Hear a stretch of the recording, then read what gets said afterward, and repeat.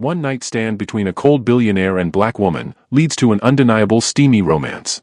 I'm going to tell you how a one-night stand with a cold, emotionally unavailable billionaire turned into the love of my life. But I need you to understand something first. When I met Steven Williams, he'd signed his divorce papers that morning. I was sworn off relationships completely. Neither of us was looking for this. And that's exactly why it worked. Close your eyes for just a moment. Think about the last time a story made you feel something real.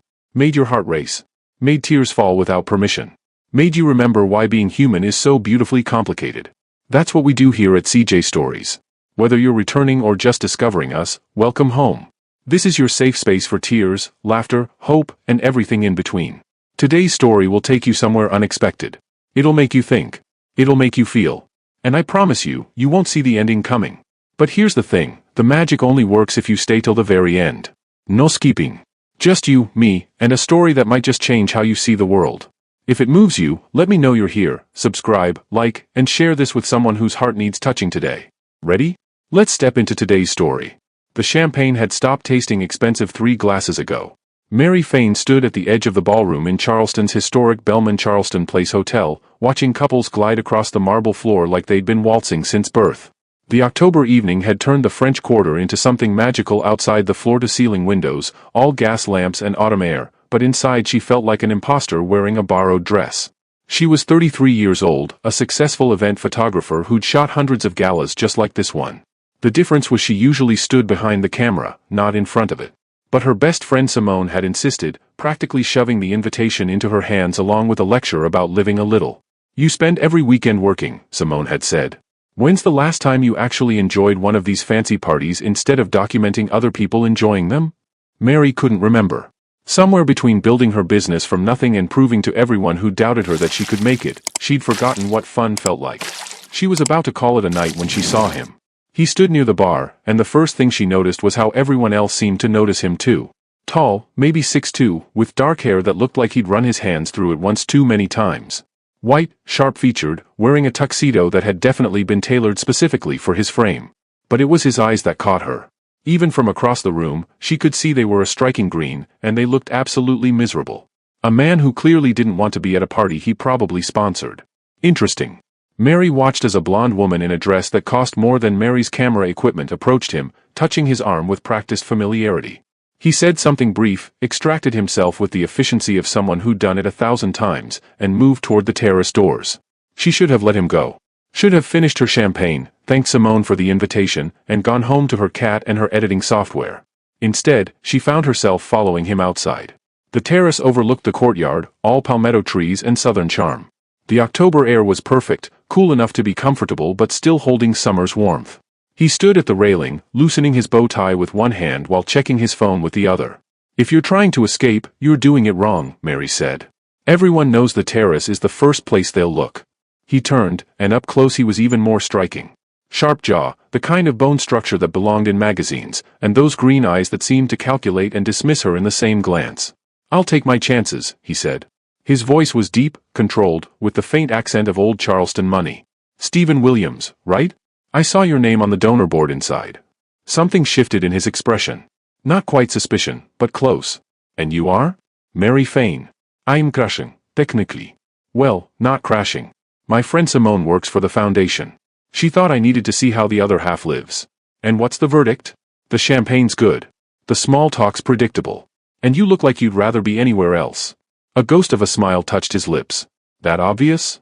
To someone who usually photographs these things instead of attending them? Very." He studied her for a moment, and she felt the weight of his attention like something physical. She was used to being behind the camera, the observer, invisible. This felt like being seen under a microscope. "You're a photographer," he said. "Events, mostly. Weddings, galas, corporate functions. I'm good at capturing people pretending to have a better time than they're actually having." Sounds cynical. Sounds honest. He laughed, and it transformed his entire face. Suddenly he didn't look cold or calculating. He looked real. "Steven," he said, extending his hand. "Mary." His grip was firm, warm, and lasted a fraction of a second longer than necessary. "So why are you really out here, Steven? Besides the obvious escape from admirers." He leaned against the railing, and some of the tension seemed to leave his shoulders. "Obligation. My company sponsored this event. If I don't show up and smile at the right people, my assistant sends me passive-aggressive emails for a week. What company? Williams Maritime Solutions. We handle logistics and shipping along the East Coast. Mary raised her eyebrows. You're not just on the donor board. You're the donor board. My grandfather started the company in 1952. I just inherited the responsibility of keeping it running. Just, she repeated. I'm sure it's that simple. It's not. He looked at her with something like surprise, as if he hadn't meant to be that honest. What about you? Why are you really here if you'd normally be working? My best friend thinks I work too much. She might be right. Might be? Is definitely right, Mary admitted. I started my business 4 years ago, after my father died. He always said I had a good eye, that I should do something with it. So I did. And somewhere along the way I forgot there's supposed to be a life outside of work. I understand that. The way he said it made her think he really did. They stood in comfortable silence for a moment, the sounds of the party muted behind them, the Charleston night wrapping around them like a secret. Can I ask you something? Mary said. You're going to anyway. She smiled. Fair point. Why do you look so miserable at a party you sponsored? Stephen was quiet for a long moment. When he spoke, his voice was lower, more careful. Because I spent the day finalizing my divorce papers. And everyone in that room either wants to offer condolences I don't need or introduce me to their available daughters like I'm some kind of prize. How long were you married? 6 years. Together for 8. We signed the papers this morning. I'm sorry. Don't be. It should have ended 3 years ago. We were just too stubborn or too scared to admit we'd become strangers. Mary recognized the hurt under the words. The kind that came from trying and failing and trying again until there was nothing left but exhaustion. For what it's worth, she said, you don't look like a prize. You look like a person who's had a long day and needs a real drink, not whatever watered-down thing they're serving inside. He looked at her, really looked at her, and something shifted between them. An awareness, electric and unexpected. There's a bar 2 blocks from here, he said. Small place, no one from this crowd. They make an old-fashioned that's worth the walk. Mary knew she should say no. Should thank him for the conversation, go back inside, find Simone. This man was a billionaire fresh off a divorce, and she was a woman who'd spent the last 4 years building a business and avoiding anything that looked like a complication. But when he looked at her like that, like she was the first real thing he'd seen all day, she found herself nodding. Lead the way. The bar was called the Gin Joint, tucked into an alley off King Street. The kind of place locals knew about and tourists walked past. Dark wood, low lighting, a bartender who greeted Stephen with a nod of recognition. They took a booth in the back. Stephen ordered 2 old fashions without asking, and Mary decided to let it slide because he'd been right about the quality. So you come here often enough that the bartender knows you, Mary said. It's quiet. And they don't ask questions. What kind of questions would they ask? How it feels to fail at the one thing you're supposed to get right. How it feels to build an empire and realize you're eating dinner alone every night in a house too big for one person. Mary sipped her drink, letting the burn of good whiskey ground her. You want honesty or platitudes? From you? Honesty. Then I'll say this. Failure is staying in something that doesn't work because you're too scared to start over. You didn't fail. You made a hard choice. Stephen studied her across the table. You're very direct. I'm 33 years old and I've spent the last 4 years proving I could build something from nothing. I don't have time for games or pretty lies. 33, he repeated. I'm 37. Just old enough to know better and just young enough to still make mistakes. Is this a mistake? Mary asked. Being here with me? I don't know yet. Ask me in the morning. The words hung between them, full of implication and possibility. Mary felt her pulse quicken.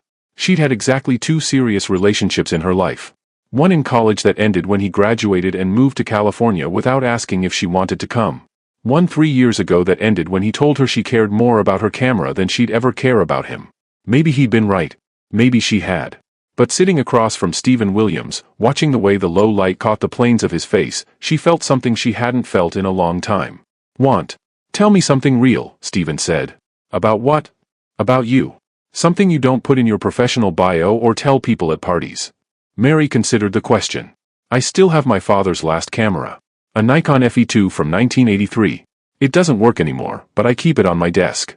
Sometimes when I'm editing and I get stuck, I pick it up and remember why I started doing this in the first place. Why did you start? Because he saw the world differently. He could find beauty in anything. A rusted fire escape, rainwater in a gutter, my mother's hands folding laundry. He taught me that photography isn't about capturing what's there. It's about capturing what it feels like to be there. He sounds like he was a good man. The best. He died of a heart attack 4 years ago. Sudden, no warning. One day he was here, the next he wasn't. It broke something in me. And building my business, throwing myself into work, that was how I put myself back together. Stephen reached across the table and covered her hand with his. The gesture was simple, but it felt enormous. I'm sorry you lost him. Thank you. They sat like that for a moment, his hand warm over hers, something unspoken building between them. My turn, Mary said. Tell me something real. Stephen pulled his hand back, but slowly. I haven't felt anything in 2 years. Not really. I've been numb, going through the motions, signing the papers and making the deals and pretending I'm fine. But tonight, sitting here with you, I feel something. And it scares me. What do you feel? Alive. Mary's breath caught. She knew she should be careful. Should protect herself.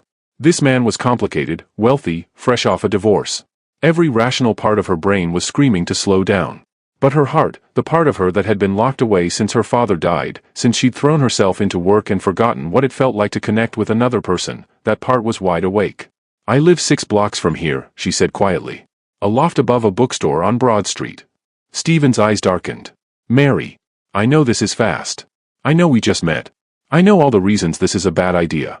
But I'm tired of being careful. I'm tired of living behind a camera instead of being in the moment. And right now, in this moment, I want to see where this goes.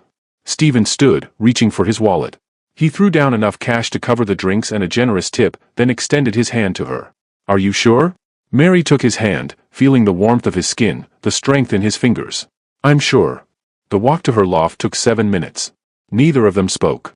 The October air had cooled further, and Charleston's streets were quiet, the tourists mostly gone to dinner or back to their hotels. Mary's pulse thundered in her ears, awareness of him beside her making every step feel weighted with intention. She unlocked the door to the building, led him up the narrow stairs to the 2nd floor. Her loft was small but hers. Exposed brick, hardwood floors, one wall completely covered in framed photographs. Her desk sat near the window, her father's old camera exactly where she'd said it would be. Stephen walked to the wall of photographs, studying them in the dim light from the street lamps outside. You took all of these? Most of them. Some are my father's. He stopped in front of one. A black and white image of an elderly couple on a bench in Marion Square, holding hands, looking at each other like they were the only 2 people in the world. This one, he said. This is what you were talking about. It's not about them. It's about what it feels like to love someone for 50 years. 62, Mary said softly, moving to stand beside him. They told me after I took it. Married 62 years. Stephen turned to face her, and the space between them felt electric, charged with everything unspoken. I need you to know something, he said. I don't do this. I don't meet someone at a party and end up at their apartment. I don't feel this kind of pull toward someone I just met. Neither do I. Then what is this? Mary reached up, touching his face. His skin was warm, and she felt him lean into her palm. I think this is 2 people who've been alone for too long finding each other at exactly the right moment. Stephen kissed her. It started gentle, questioning, giving her space to pull away if she wanted. But Mary didn't want space.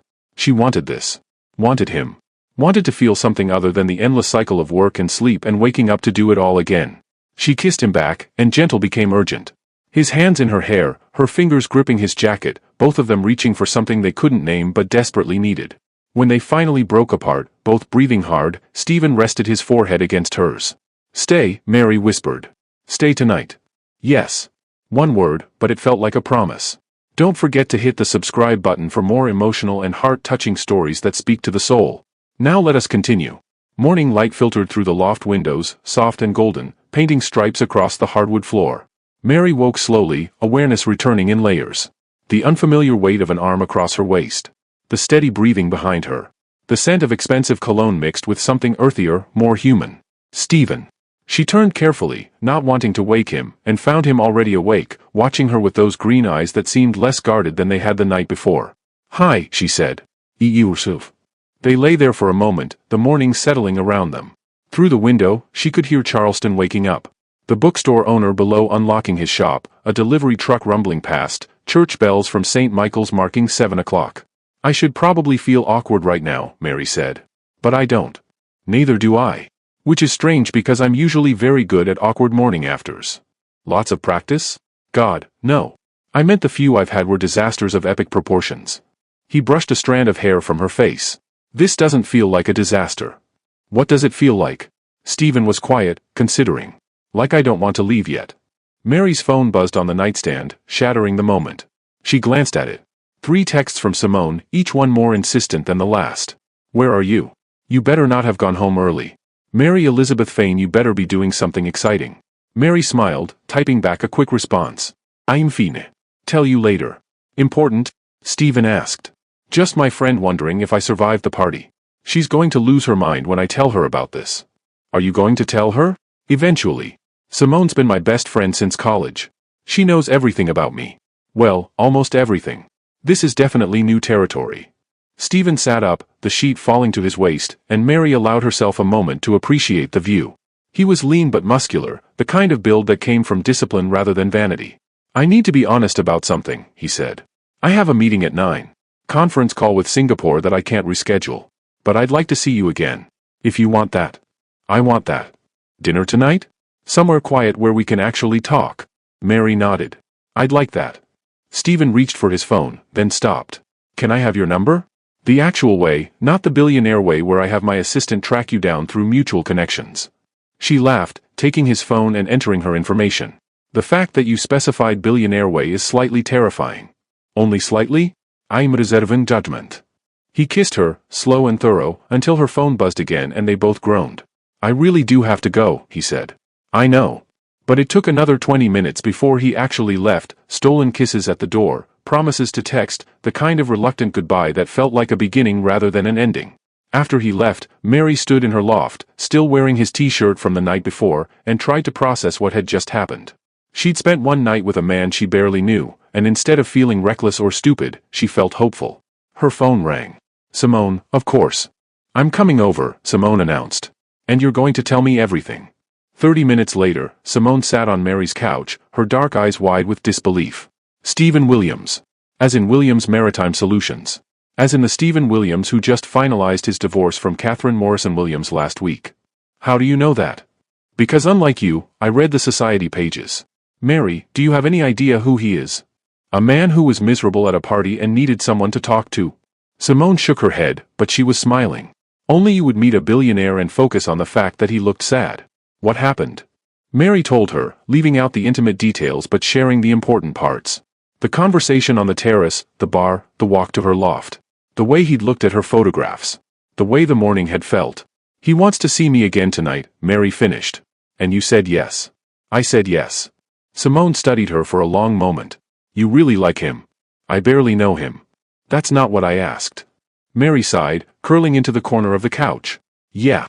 I really like him. Which is insane because we just met and he's clearly dealing with a lot and I have no business getting involved with someone this complicated. But when I'm with him, I feel like myself.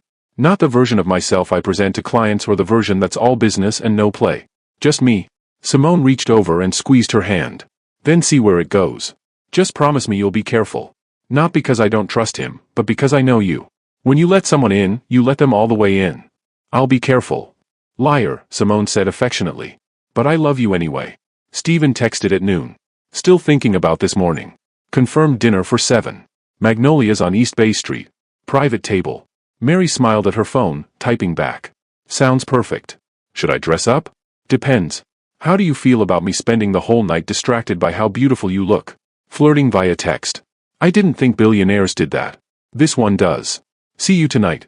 Mary spent the afternoon editing photos from a wedding she'd shot the previous weekend. A couple in their mid-40s, second marriage for both of them, radiating the kind of quiet joy that came from knowing exactly what they wanted. She'd captured a moment during their first dance where they'd both started laughing at something only they could hear, and looking at it now, she felt a pang of recognition. That's what she wanted. Someone to laugh with. Someone who saw her. Maybe Stephen could be that person. Maybe it was too soon to think that way. She pushed the thought aside and focused on her work. At 6:30, she stood in front of her closet, debating. The black dress was safe, professional. The deep blue one was riskier, more revealing. She chose the blue. Magnolias was everything she'd expected. Historic building, low lighting, the kind of place where Charleston's old money and new money mingled over she-crab soup and shrimp and grits.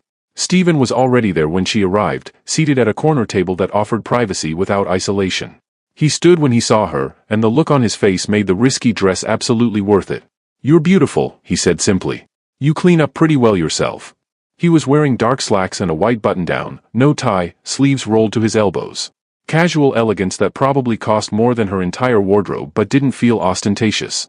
They ordered wine, and then the conversation flowed like they'd been doing this for years instead of hours.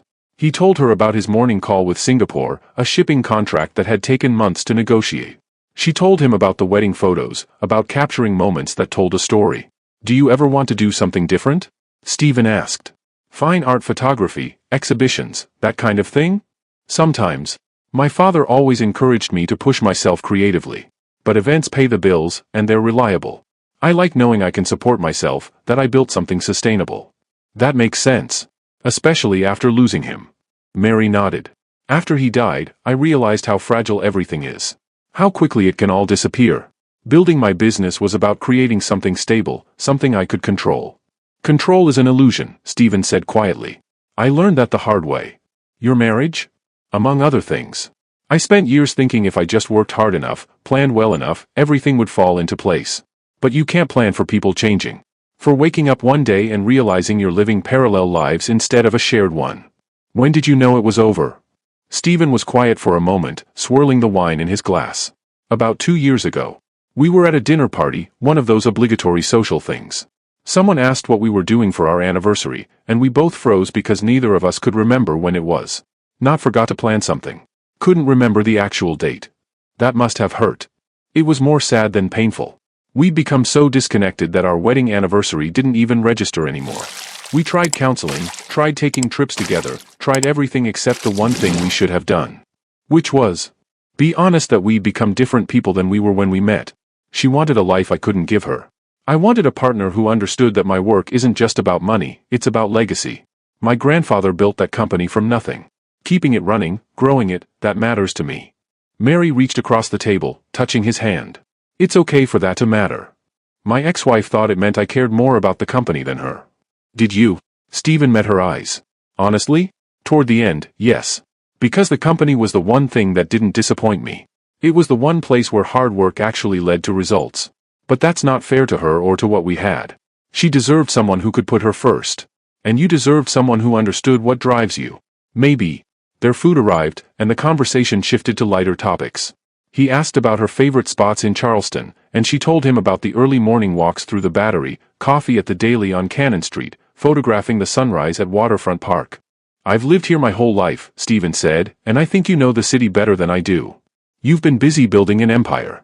I've been wandering around with a camera looking for beauty. Show me sometime. Your version of the city." "Is that a third date request?" "That's an every date request if you'll let it be." Mary felt her heart skip. "You're moving fast." "I know. Does that bother you?" She thought about it, really considered the question. "No. It scares me a little, but it doesn't bother me.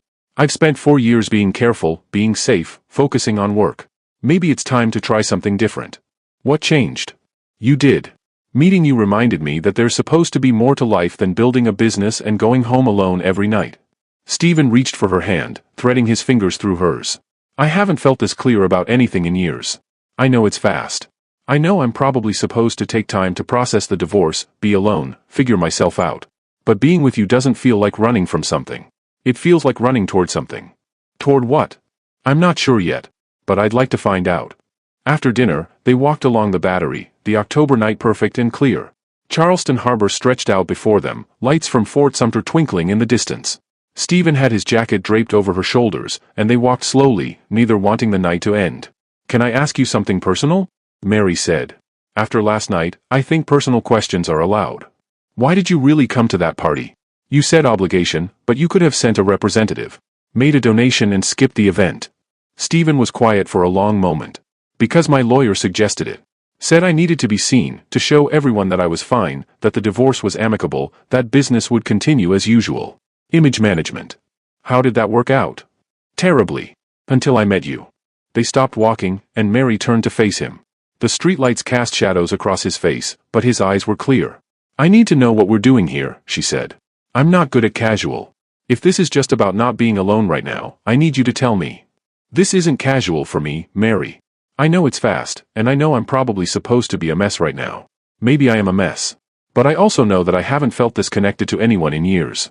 Maybe ever. I feel it too. But I'm scared." "Of what?" "Of getting hurt. Of falling for you and realizing you're not ready for this. Of being another chapter in your rebound story." Stephen cupped her face in his hands. "I can't promise I won't hurt you. I can't promise I have all my stuff figured out. But I can promise that this is real for me. What I feel when I'm with you, that's real. Mary kissed him, pouring all her hope and fear and want into it. When they finally pulled apart, both breathing hard, she rested her forehead against his. Take me home, she whispered. Your place or mine? Yours. I want to see where you live. Stephen's house was in the historic district, a 3-story Charleston single house that had been in his family for generations. All high ceilings and crown molding, antique furniture mixed with modern touches, the kind of place that should have felt like a museum but somehow felt like a home. This is where you grew up? Mary asked, walking through the main floor. Part of the time. We also had a place on Kiowa Island. But this house, this was always home. My grandfather bought it in 1955, completely restored it. My father inherited it, and now it's mine. It's beautiful. It's too big for one person. Mary turned to look at him. Is that why you're rattling around in here alone? You couldn't let go of the family home? My ex-wife hated it. She wanted something modern, something in Mount Pleasant or Daniel Island. Somewhere that didn't come with 4 generations of history and expectations. We fought about it for 2 years before she finally moved out. You chose the house over your marriage? You chose honesty over pretending. She wanted me to be someone I'm not. And I wanted her to understand why this mattered.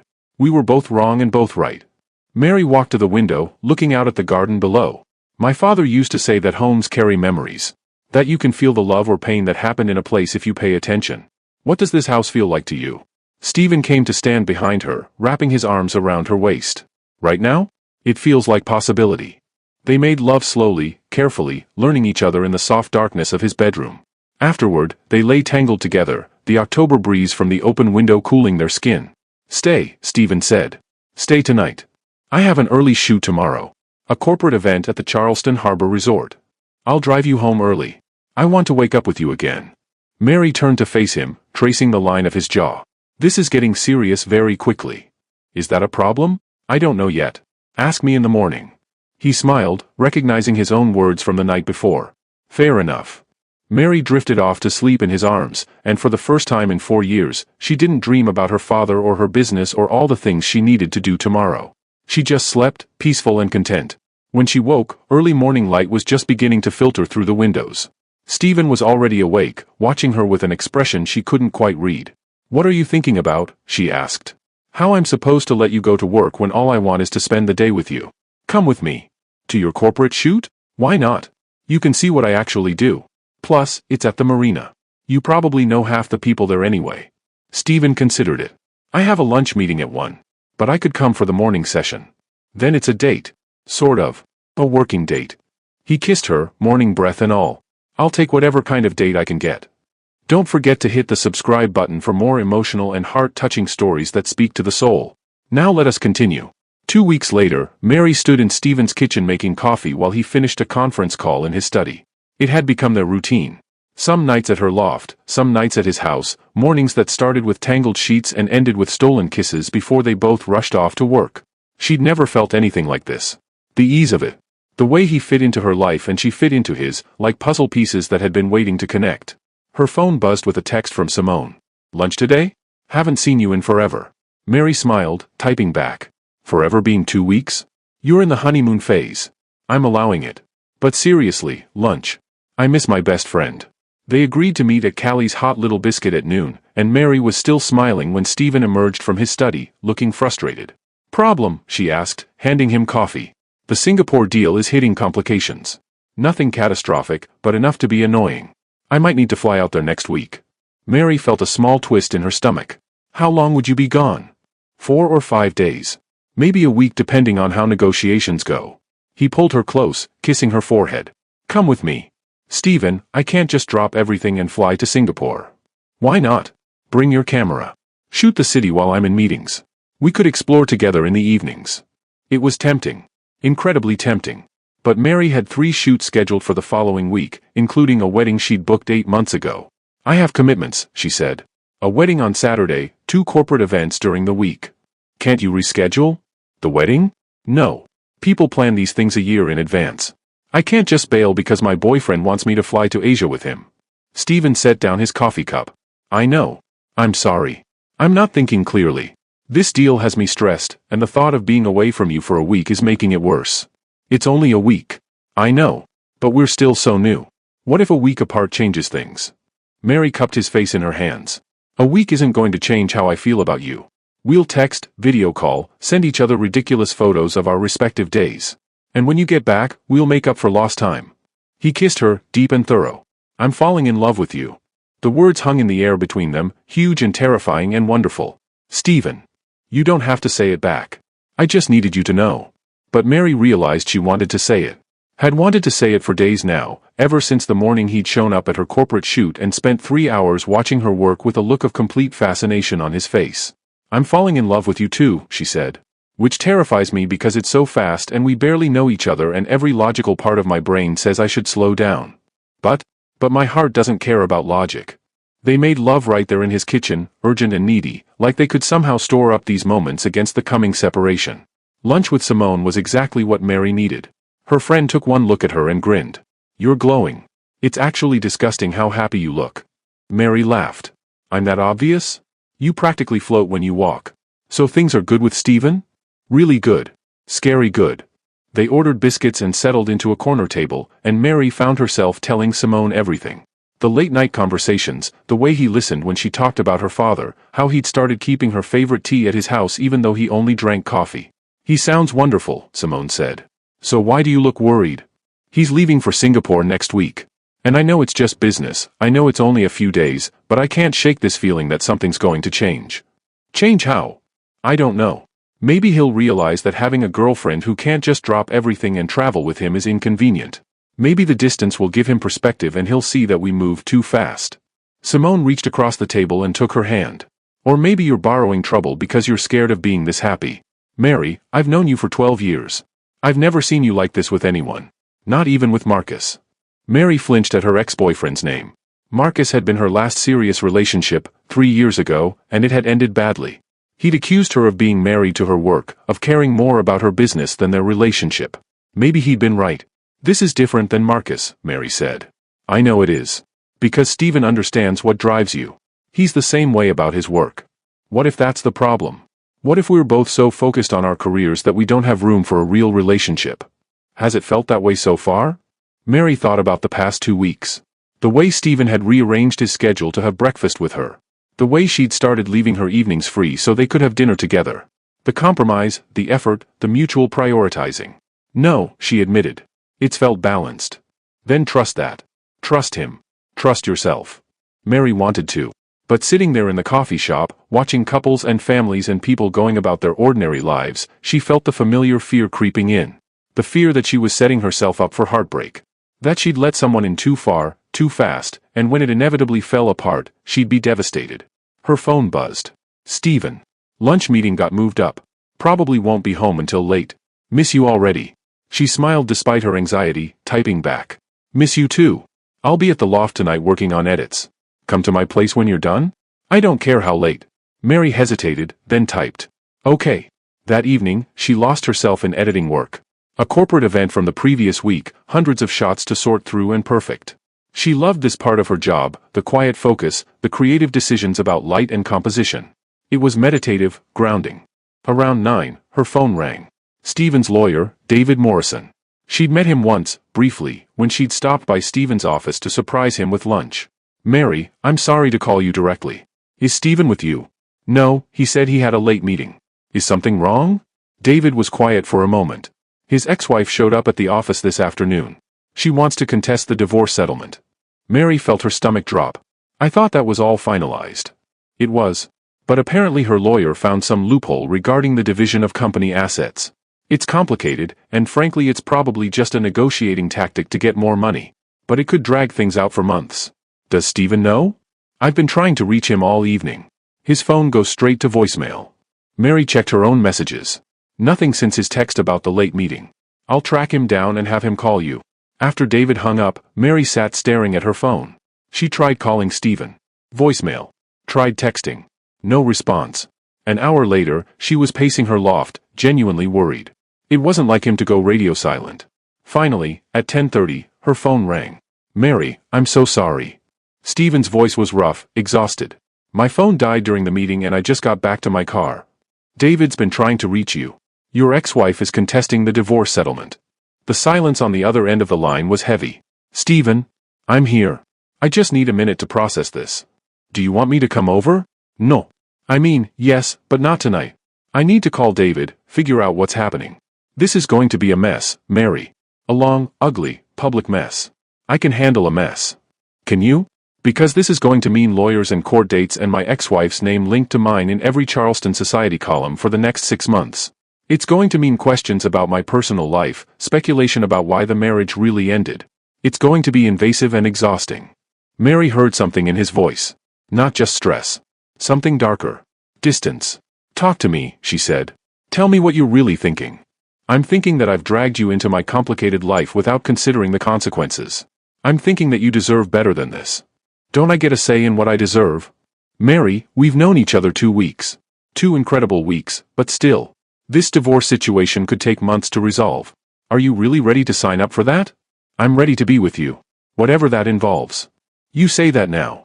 But when photographers are camped outside your loft trying to get pictures of us together, when your clients start asking questions about your personal life, when this becomes a distraction from your work, you might feel differently.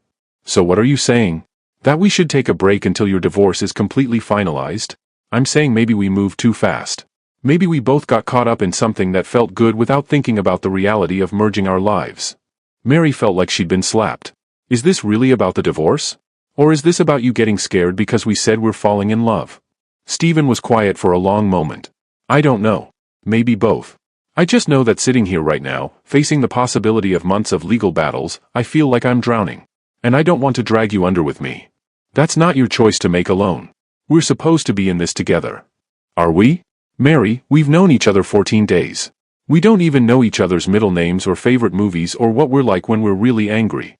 We've been living in this bubble of perfect mornings and late-night conversations, but that's not real life. It's real to me. I need some time to think. To deal with this situation with Catherine and figure out what I can realistically offer you right now. Mary felt tears burning behind her eyes. So that's it? You're just pulling away. I'm trying to be responsible. I care about you too much to hurt you. You're hurting me right now. Stephen's voice was pained. I know. And I'm sorry. I just need some space to handle this without worrying that I'm ruining your life in the process. How much space? I don't know. A few days. Maybe until after I get back from Singapore. That's almost 2 weeks. I know. Mary closed her eyes, fighting the urge to beg him not to do this. She'd promised herself after Marcus that she'd never beg someone to choose her. That she'd never make herself small or convenient or easy to accommodate. Okay, she said quietly. Take your time. Figure out what you want. But Stephen, when you do, be honest with me. Don't string me along if you've decided this is too complicated. I will. I promise. After they hung up, Mary sat in the dark loft and let herself cry. Simone's voice echoed in her head. Trust him. Trust yourself. But how could she trust this when he'd pulled away at the first sign of real difficulty? The next few days passed in a blur of work and sleepless nights. Stephen texted twice, brief messages about needing time to sort through legal issues. Mary responded with equal brevity, not trusting herself to say more. Simone came over on Wednesday night with wine and Thai food. He's an idiot, Simone declared, settling onto the couch. He's dealing with a lot. He's running scared. There's a difference. Mary picked at her pad Thai. Maybe he's right though. Maybe we did move too fast. 2 weeks isn't enough time to build something real. Says who? My parents knew after 3 days they were going to get married. They've been together 38 years. That's different. How? I don't know. It just is. Simone set down her wine glass. You're doing that thing where you convince yourself you're not worthy of being chosen. Stop it. I'm not doing that. Yes, you are. Ever since your dad died, you've thrown yourself into work because it's safe. Cameras don't leave you. Clients don't break your heart. But Stephen isn't Marcus. He's not running because he doesn't care. He's running because he does care and it scares him. How do you know? Because I've seen how he looks at you. Like you're the first real thing he's seen in years. Men don't look at women that way and then just walk away without a fight. Mary wanted to believe her. But sitting in her loft alone for the 3rd night in a row, Stephen's absence felt like a statement of its own. On Friday, she had a wedding to shoot. The couple was lovely, genuinely in love, and watching them exchange vows made Mary's chest ache. She captured the moment when the groom saw his bride walking down the aisle, the pure joy on his face, and had to blink back tears behind her camera. This was what she wanted. Someone who looked at her like that. Someone who showed up, who stayed, who didn't run when things got complicated. That evening, she was downloading the wedding photos when her doorbell rang. She wasn't expecting anyone, and for a moment her heart leaped thinking it might be Stephen. It wasn't. A woman stood in the hallway, elegant and polished, with auburn hair and the kind of poise that came from years of cotillion and junior league meetings. Mary knew who she was before she even spoke. Catherine Williams. Stephen's ex-wife. "Can I help you?" Mary asked, keeping her voice neutral. "I'm Catherine. I assume Stephen has mentioned me." "He has. May I come in? I'd like to talk to you about my husband." "Ex-husband." Catherine's smile was tight. "Not quite yet, as it turns out. That's actually what I wanted to discuss." Every instinct told Mary to close the door, to not engage. But curiosity and something darker, something that needed to understand what she was dealing with, made her step aside. Catherine walked into the loft with the assessing eye of someone used to evaluating real estate and finding it wanting. Mary watched her take in the exposed brick, the photographs on the walls, the modest but carefully curated space. "Charming," Catherine said, and it didn't sound like a compliment. "Very bohemian." "What do you want, Catherine?" "To give you some advice. Woman to woman." "I'm listening." Catherine turned to face her, and her expression was hard. "Stephen is going through a difficult transition right now. He's confused, hurt, looking for something to make him feel better about the failure of our marriage. You're that distraction." "I'm not a distraction." "Aren't you? A photographer he met at a party right after we signed divorce papers? Someone completely outside his usual world? That's textbook rebound behavior." Mary felt her throat tighten. "You don't know anything about our relationship." "I know Stephen. I was married to him for 6 years. I know that when he's stressed, he retreats. I know that he's brilliant at business and terrible at expressing his feelings. I know that he'll let work consume him and expect you to understand. And I know that eventually, you'll realize what I did. That loving Stephen Williams means always coming second to his company, his legacy, his obligations. If that's true, why are you contesting the divorce?" Catherine's composure cracked slightly. "Because I gave him 6 years. 6 years of my life, of supporting his career, of being the perfect wife at every charity gala and business dinner. And when it ended, when he finally admitted we'd become strangers, I realized I'd lost myself in the process. The settlement I agreed to doesn't reflect what I sacrificed. That's between you and Stephen. It has nothing to do with me. It has everything to do with you. Because he's already choosing his complications over your relationship. He's already pulling away. And that's what he'll keep doing every time real life intrudes on the fantasy you've been living." Mary wanted to argue, but the words stuck in her throat. Because Catherine was saying out loud the fears that had been circling in Mary's head for days. "I'm not trying to be cruel," Catherine continued, her voice softening slightly. "I'm trying to save you from making my mistake. Don't lose yourself in loving someone who can't put you first." After Catherine left, Mary sat in the dark loft feeling hollowed out. She'd spent the last week telling herself that Stephen just needed time, that he'd work through his stress and come back to her. But what if Catherine was right? What if this was just the first of many times he'd retreat when things got difficult? Her phone buzzed. "Stephen. Landed in Singapore. Meetings start tomorrow. Can we talk?" Mary stared at the message for a long time. Then she typed back. "Your ex-wife came to see me tonight." The phone rang immediately. "What did she say to you?" Stephen's voice was sharp with concern. "That I'm a distraction. That you're going through a rebound. That loving you means always coming second." "Mary, none of that is true. Isn't it? You asked for space the second things got complicated. You're halfway around the world right now. And I'm sitting here wondering if I'm fighting for something you've already decided isn't worth the effort. That's not what's happening." "Then tell me what is happening, Stephen. Because I feel like I'm losing you and I don't even understand why." Don't forget to hit the subscribe button for more emotional and heart-touching stories that speak to the soul. Now let us continue. Stephen's voice came through the phone rough with exhaustion and something deeper. "I'm sitting in a hotel room in Singapore at 2 in the morning, and all I can think about is how badly I've handled this." Mary closed her eyes, pressing the phone closer to her ear. "Then help me understand. Talk to me. When Catherine showed up at my office wanting to reopen the settlement, my first instinct was to protect you from all of it. The lawyers, the publicity, the mess.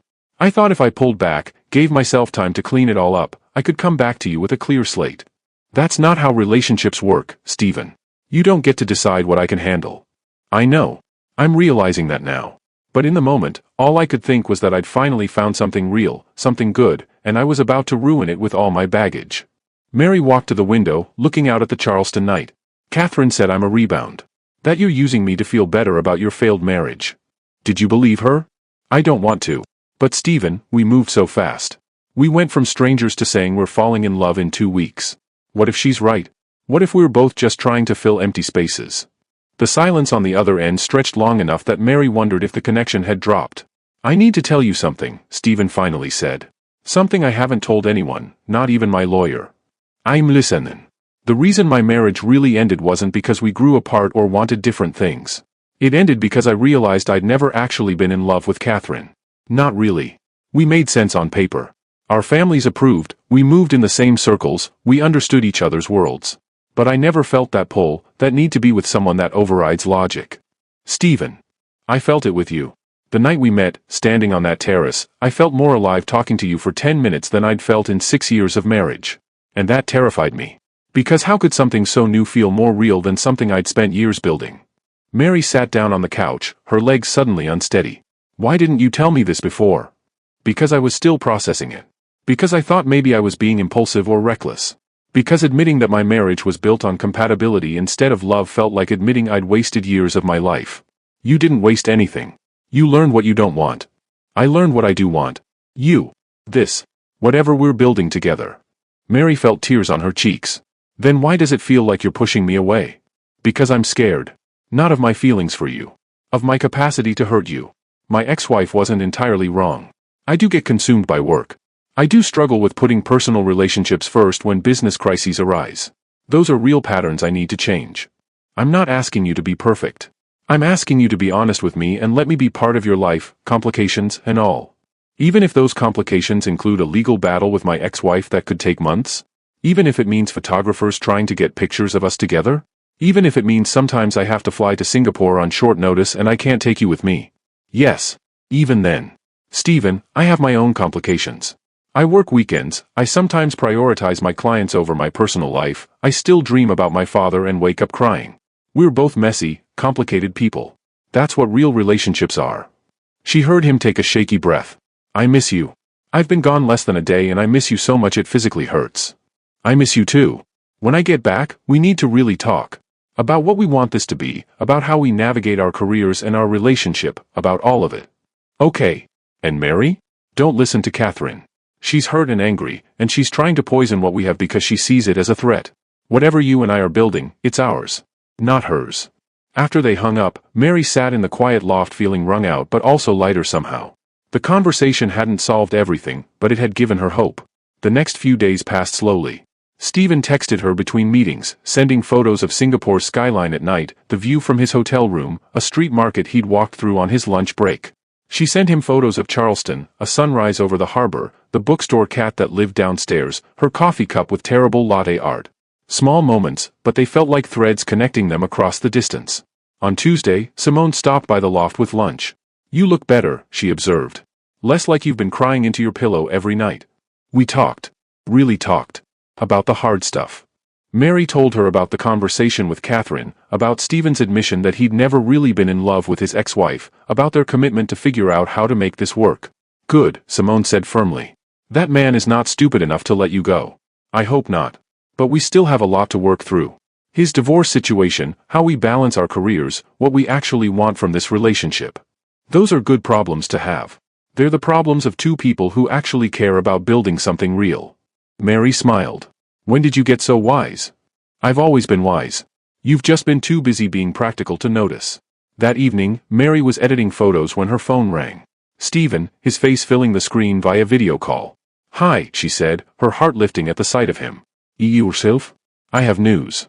"Good news or bad news?" "Complicated news. The Singapore deal is taking longer than expected. I need to stay through the weekend." Mary felt disappointment settle in her stomach. "So you won't be back until next week?" "Tuesday at the earliest." "I'm sorry. I know we were supposed to talk when I got back." "We can talk now." Stephen ran his hand through his hair, and she could see the exhaustion in his face. "I want to do this in person. I want to see you, hold you, not have this conversation through a screen." "Okay. Then we wait until Tuesday."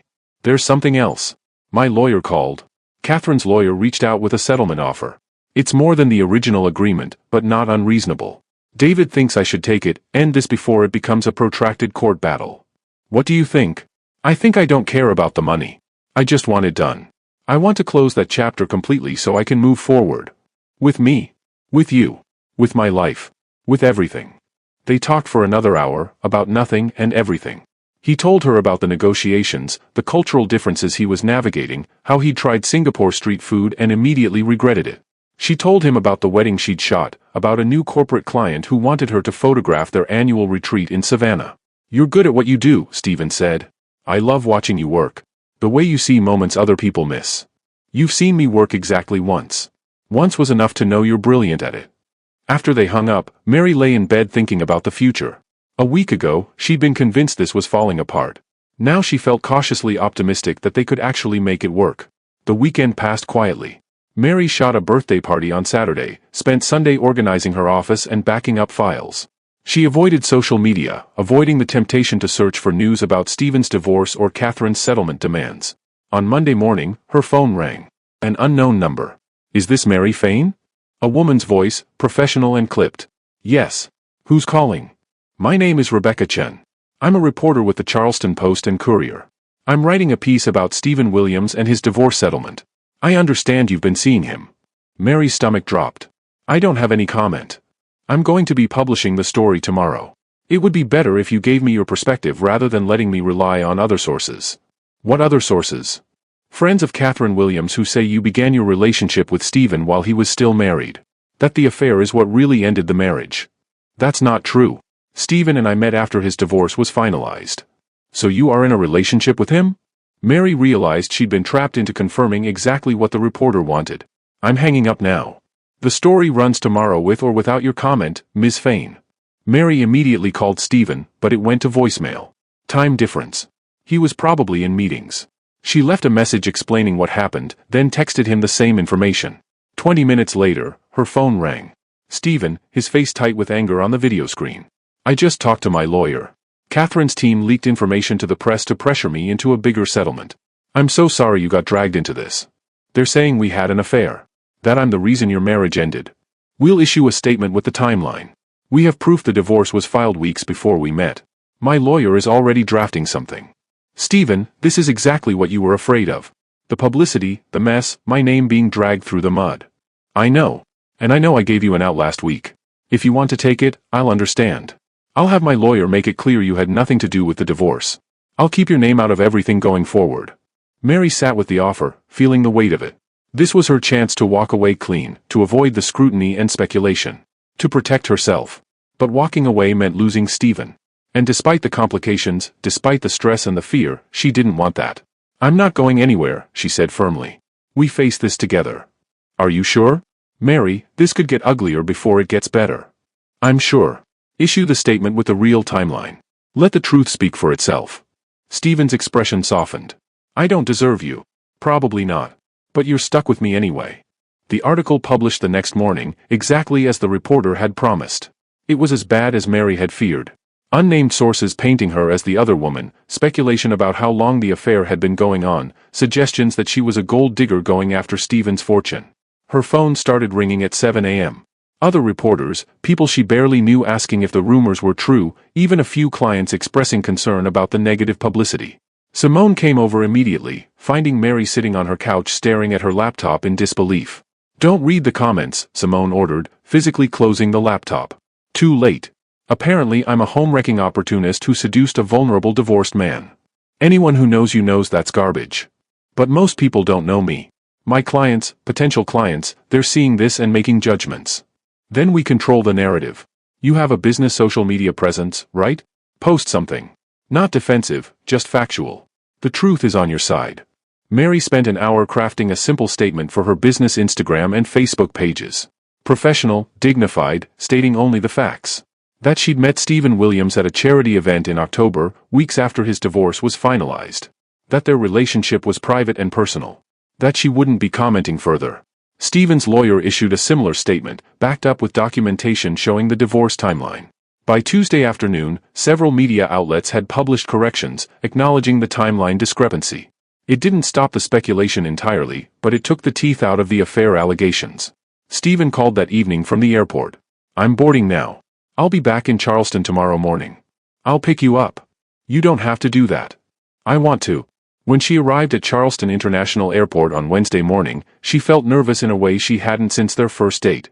It had been 8 days since she'd seen him in person. 8 days of stress and revelation and coming to terms with what they meant to each other. She spotted him coming through the arrivals gate, rumpled from the long flight, carrying a suit bag and a briefcase. Their eyes met across the terminal, and everything else fell away. He dropped his bags and pulled her into his arms, holding her so tightly she could barely breathe. "I'm so sorry," he said into her hair. "For all of it. For pulling away, for the media circus, for not being here when you needed me. You're here now." They stood like that for a long moment, travelers flowing around them, neither caring about the spectacle they were making. Finally, Steven pulled back enough to look at her. "I meant what I said in Singapore. I want to build something real with you. I want to figure out how to balance our careers and our relationship. I want you to meet my family, I want to meet yours. I want all of it. I want that too. But we need to be smart about this. We need to communicate better. I need to stop trying to protect you from my complications and trust you to handle them with me. And I need to stop assuming the worst when things get difficult. We're both learning." Steven cupped her face in his hands. "I love you. Not falling in love. Not moving toward it. I love you, Mary Fane. Completely and terrifyingly and without reservation." Mary felt tears streaming down her face. "I love you too. Even though you're stubborn and sometimes you retreat when I need you to stay. Even though this is complicated and messy and probably going to get messier. I love you." He kissed her there in the middle of the airport, and it felt like a promise. Like a commitment to choose each other every day, even when it was hard. Especially when it was hard. "Take me home," Steven said when they finally broke apart. "Your place or mine?" "Ours. Let's go home." Don't forget to hit the subscribe button for more emotional and heart-touching stories that speak to the soul. Now let us continue. 3 months later, Mary stood in Steven's kitchen on a Saturday morning in late January, watching frost patterns form on the windows while coffee brewed. The house had stopped feeling like just his place somewhere around Thanksgiving, when she'd accidentally left a toothbrush in his bathroom and he'd cleared out 2 drawers for her without asking. Now half her wardrobe lived in his closet, her camera equipment had a permanent spot in his study, and the refrigerator held her almond milk next to his regular cream. Steven emerged from his morning run, cheeks flushed from the cold, and kissed her before heading upstairs to shower. These quiet domestic moments had become her favorite part of their relationship. The ordinary magic of building a life together. The past 3 months hadn't been easy. Catherine had eventually accepted the settlement in early November, and the divorce was finally, completely finalized. The media attention had died down once the affair allegations were thoroughly debunked. Mary's business had actually grown, several clients specifically seeking her out after seeing her graceful handling of the publicity. But there had been challenges. Learning each other's rhythms, negotiating time together when both had demanding careers, figuring out how to fight fairly when disagreements arose. They'd had their first real argument in December when Steven had to cancel their plans for the 3rd weekend in a row due to work emergencies. Mary had been hurt, Steven had been defensive, and they'd spent a miserable evening in silence before finally talking it through. They'd learned from it. Set boundaries, established priorities, promised to communicate better. It wasn't perfect, but it was real. Her phone buzzed with a text from Simone. "Still on for brunch tomorrow?" Mary smiled, typing back. "Wouldn't miss it. Bringing Steven. About time I get to interrogate him properly. You've met him 4 times. And I still have questions." Steven came back downstairs, hair damp, wearing jeans and a sweater that made his green eyes even more striking. "What are you smiling about?" he asked. "Simone wants to interrogate you at brunch tomorrow. She terrifies me." "Good. She's supposed to." He poured coffee for both of them, adding exactly the right amount of cream to hers without asking. Small gestures like that still made her heart skip. "I have something I want to show you today," Steven said. "If you're free. I have editing work, but it can wait." "What is it?" "A surprise. Dress warm." An hour later, they were driving out of Charleston, heading north on Highway 17. Mary watched the landscape change from city to suburbs to stretches of lowcountry marsh and forest. "Are you going to tell me where we're going?" she asked. "Patience." They turned off the highway onto a smaller road, then onto a dirt lane that wound through tall pines. Finally, Steven stopped in front of a gate, punched in a code, and drove through. The property that opened up before them took Mary's breath away. A sprawling plantation house, beautifully restored, sat at the end of a long oak-lined drive. Beyond it, she could see the Wando River glinting in the winter sunlight. "Steven, what is this?" "A property that came up for sale last month. I've been looking at it as a potential investment." They got out of the car, and Steven led her around the grounds. The house was magnificent, all high ceilings and original hardwood floors, fireplaces in nearly every room. But it was the land that truly captured Mary's imagination. Acres of it, with mature trees and gardens waiting to be brought back to life, a dock on the river, a small guest house that would be perfect as a photography studio. "It needs work," Steven said as they stood on the back porch looking out at the river. The previous owners let some things go. But the bones are solid. It's beautiful. I bought it yesterday. Mary turned to look at him. You bought it? I've been thinking about what you said months ago. About this house in Charleston being too big for one person. About how homes carry memories. I want to make new memories, Mary. With you. Her heart was pounding now. Stephen. I'm not asking you to move in immediately. I know we've been together less than 4 months. I know we're still figuring things out. But I'm asking if you can see a future here. With me. If you can imagine this being ours. Mary looked out at the property, at the potential stretching before them. She could see it. Morning coffee on this porch, photographing the changing seasons on these grounds, dinner parties with Simone and other friends, maybe someday children running through these rooms. I can see it, she said softly. I can see all of it. Stephen pulled her close, and they stood together watching the river flow past, planning out loud. Where her studio would go, how they'd restore the gardens, whether to keep the formal dining room or open it up into the kitchen. There's one more thing, Stephen said. The guest house.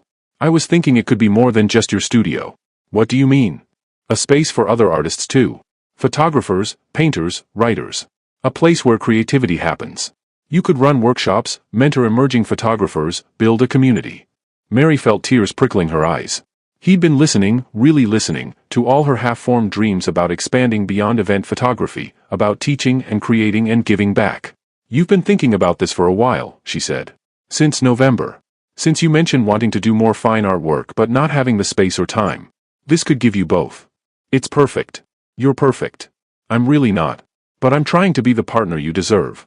They spent the rest of the day exploring the property, making plans, dreaming together. On the drive back to Charleston, Mary felt something settle in her chest. A sense of rightness, of coming home.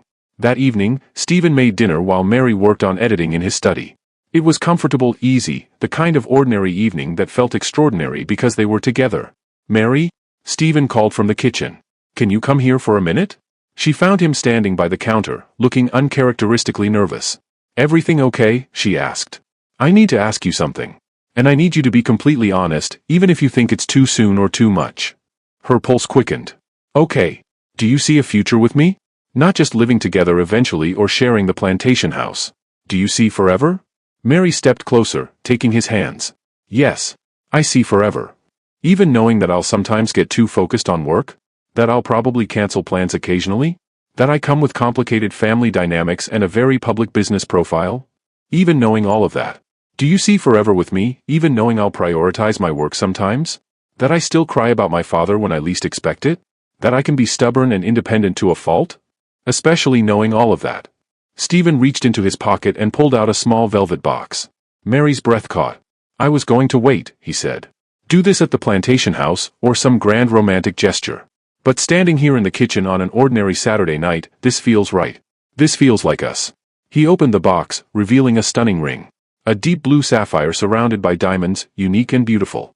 The sapphire reminded me of that dress you wore on our first real date, Stephen said. Blue like the ocean, like possibility. Mary Fane, I know we've only been together a few months. I know by conventional standards this is fast. But I also know that I want to spend the rest of my life with you. I want to build that future at the plantation house. I want to wake up next to you every morning. I want to support your dreams and have you support mine. I want all of it, all of you, for the rest of our lives. Will you marry me? Mary was crying now, happy tears streaming down her face. Yes. Absolutely yes. Stephen slipped the ring on her finger, and it fit perfectly. Then he was kissing her, and she was laughing and crying at the same time, overwhelmed with joy. I love you so much, she said against his lips. I love you too. More than I thought possible. They called Simone first, who screamed so loudly Stephen had to hold the phone away from his ear. Then Stephen's parents, who were thrilled and immediately started planning an engagement party. Mary's mother, who cried and said her father would have loved Stephen. Later that night, lying in bed with Mary's head on his chest, Stephen traced lazy patterns on her shoulder. What are you thinking about? Mary asked. How different my life was 4 months ago. I was going through the motions, checking boxes, convincing myself I was fine. Then I met you, and everything changed. You changed my life too. I'd forgotten what it felt like to be truly happy. To want something beyond my work. We're going to be good at this. At marriage, at building a life together. How do you know? Because we've already survived the hard parts. The doubt, the fear, the outside pressure. We chose each other through all of it. That's what marriage is. Choosing each other every day. Mary lifted her head to look at him. I'm going to choose you every single day for the rest of my life. Good. Because I'm going to do the same. They made love slowly, tenderly, celebrating the commitment they just made. Afterward, Mary traced the lines of Stephen's face in the darkness. Can I tell you something? She said. Always. That night we met, when you looked so miserable at the party, I almost didn't follow you outside. I almost went home. What made you change your mind? I saw something in you. Something that called to something in me. Like recognizing a piece of myself I didn't know was missing. I felt it too. Like the universe was giving me one more chance to get it right. Did we get it right? Stephen kissed her forehead. We're getting it right. Every day, we're getting it right. 6 months later, on a perfect July evening, Mary stood in the garden of the plantation house wearing a simple white dress and holding a bouquet of wildflowers. The restoration was still ongoing, but they'd prioritized the gardens for exactly this reason. Simone stood beside her as maid of honor, adjusting Mary's veil and wiping away tears. You look beautiful, Simone said. Your dad would be so proud. Mary touched the vintage Nikon camera hanging around her neck on a ribbon. Her father's camera, the one that didn't work anymore but held every memory of him. Her something old. I wish he could be here. He is here. In every photograph you take, every moment you capture, every beautiful thing you create. He's here. The music started, and Mary walked down the aisle toward Stephen, who stood under an arbor draped in white flowers and greenery. His eyes never left her face, and the look in them made her heart soar. They'd written their own vows. Stephen spoke first, his voice steady and sure. Mary, you taught me that love isn't about finding someone perfect. It's about finding someone whose imperfections fit perfectly with yours. You saw me at my worst and chose to stay. You challenged me to be better, to communicate more, to let you in even when it scared me. I promise to choose you every day. To support your dreams as fiercely as you support mine. To be honest even when it's hard. To make you laugh when you're taking life too seriously. To hold you when you cry about your father. To build this life with you, moment by moment, photograph by photograph, day by day. I love you completely, and I can't wait to spend forever showing you just how much. Mary took a shaky breath, tears already falling. Stephen, for months before I met you, I'd convinced myself I was fine alone. That my work was enough, that building my business was all I needed. Then you walked onto that terrace looking miserable at a party you'd sponsored, and everything changed. You reminded me that life is meant to be lived, not just documented. That love is worth the risk, worth the fear, worth every moment of vulnerability. I promise to be your partner in all things. To call you out when you're working too much, as long as you do the same for me. To make space for both our dreams. To communicate even when I want to retreat. To love you on the hard days as much as the easy ones. You're my favorite person, my best friend, my home. I love you, and I choose you, today and every day after. The officiant pronounced them husband and wife, and when Stephen kissed her, the small gathering of family and friends erupted in applause. The reception was intimate, held on the back lawn with the river as a backdrop. They'd hired a photographer, a talented young woman Mary had been mentoring, but Mary also set up several cameras on timers throughout the space. She wanted to capture the candid moments, the in-between times when people forgot they were being watched. During their first dance, Stephen pulled her close and whispered, "Happy? Unbelievably happy. You. I didn't know I could feel this complete." Later, as the sun set over the river and guests mingled with champagne and low-country cuisine, Stephen's mother pulled Mary aside. "I need to tell you something," Elizabeth Williams said. "I've never seen my son like this.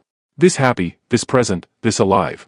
Thank you for loving him the way he deserves to be loved. He makes it easy. Marriage isn't always easy. But I can see you two have something special. You balance each other." Mary looked across the lawn to where Stephen was talking with Simone, probably being interrogated again. As if sensing her gaze, he looked up and smiled, that smile that was just for her. "We do balance each other," Mary agreed. "He pushes me to dream bigger. I keep him grounded. Together we're better than we are separately." "That's the secret," Elizabeth said. "You've already figured out what takes some couples years to learn." As the evening wore on and the stars came out, Mary found herself standing by the river with Stephen, stealing a quiet moment away from their guests. "Your studio is almost finished," Stephen said, pulling her against his chest. "Another 2 weeks and you can start running those workshops. I'm nervous about it. What if no one signs up?" "They will. You're brilliant, and people want to learn from you." "How do you always know exactly what to say?" "Because I know you. And I believe in you." They stood in comfortable silence, listening to the water and the distant sounds of their reception. "Can you believe we almost didn't happen?" Mary said. "If I hadn't followed you onto that terrace. If you hadn't suggested that bar. If either of us had been too scared to take the risk. But we did. We took the risk, and look where we are now." Mary turned in his arms to face him. "Where are we?" "Home. We're home. And standing there on their wedding night, on the property they'd chosen together, surrounded by the life they were building, Mary knew he was right. This was home. Not the house or the land, but the man holding her. The partnership they'd forged. The love they'd chosen. They'd started with one night that was supposed to be simple, uncomplicated. Instead, it had become the beginning of everything. Stephen kissed her as the moon rose over the river, and Mary thought about all the moments she'd photographed over the years. Weddings and celebrations, joy and connection, people finding each other and choosing each other. Now she was living it. Creating her own story, one beautiful moment at a time. "Dance with me," Stephen said, even though there was no music by the river. "There's no music. We don't need music." So they danced in the moonlight, swaying to a rhythm only they could hear, and it was perfect. 2 years later, Mary stood in her studio at the plantation house, reviewing photos from her latest workshop. 8 emerging photographers had spent the weekend learning about capturing authentic emotion, about finding the story in ordinary moments. Through the window, she could see Stephen playing in the yard with their daughter, Emma Rose, who'd just turned 1. Her dark curls bounced as she toddled after butterflies, Stephen following closely to catch her when she inevitably tumbled. Mary raised her camera and captured the moment. Father and daughter, backlit by golden afternoon sun, pure joy on both their faces. These were the moments she lived for now. Not the grand events or corporate shoots, though she still did those. But the quiet magic of everyday life. The family she'd built with Stephen. The community of artists who gathered at their home. The workshops where she passed on everything her father had taught her about seeing beauty in the world. Stephen looked up and caught her watching. He waved, said something to Emma, and they both started walking toward the studio. "Mama," Emma called, arms outstretched. Mary scooped her up, breathing in the baby smell of her, while Stephen kissed her temple. "Good workshop?" he asked. "Really good. I think 3 of them are ready to start booking their own clients. I'm proud of you. Look at what you've built here." Mary looked around the studio, then out at the property beyond. The gardens they'd restored together. The house filled with love and laughter. The life they'd created from that one chance meeting on a terrace in October. "We built it," she corrected. "Together." "Together," Stephen agreed, pulling both his girls close. And in that moment, with her husband's arms around her and their daughter babbling happily, Mary understood what her father had meant all those years ago. Photography wasn't about capturing what was there. It was about capturing what it felt like to be there. And this, right here, felt like everything. Their story had started with one night between strangers. It had grown into a love that transformed them both. And now it was a legacy they'd pass on to their daughter, teaching her that taking risks on love, on connection, on the possibility of more, was always worth it. Always. Do not forget to subscribe.